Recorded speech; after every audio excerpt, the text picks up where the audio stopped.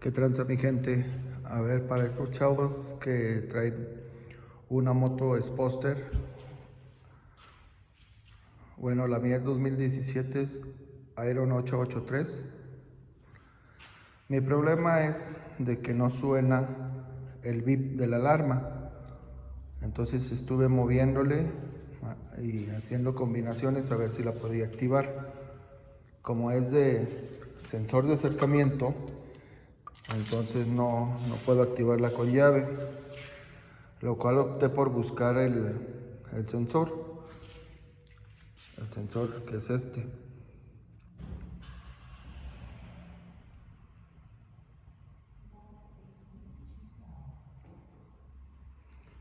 Entonces les voy a decir dónde está. Mire, aquí está. Bueno, creo que este es el inmovilizador, la batería,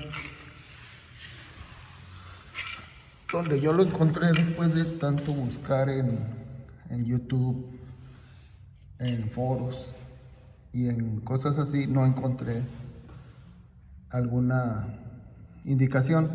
Entonces me puse yo a buscar y les digo que ahí viene, aquí viene instalado. Ahí están esas grapitas con el cual se sostiene el sensor o zumbador, perdón, el zumbador.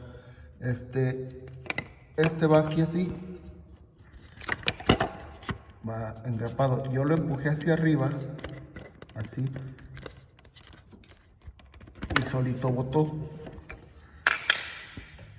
Primero lo que hice pues fue desconectar el cable, este cable. Ya lo forré, pues va a estar sin el sensor. Este cable es el que va conectado aquí, conectado ahí. Entonces primero lo metes y después lo conectas. Bueno, la bronca es meterlo. Primero lo desconectas y luego lo sacas, así. Entonces ahí para los chavos que andan buscando dónde va, ahí les muestro que va aquí abajo de la caja de la batería. Saludos, raza. Espero les sirva.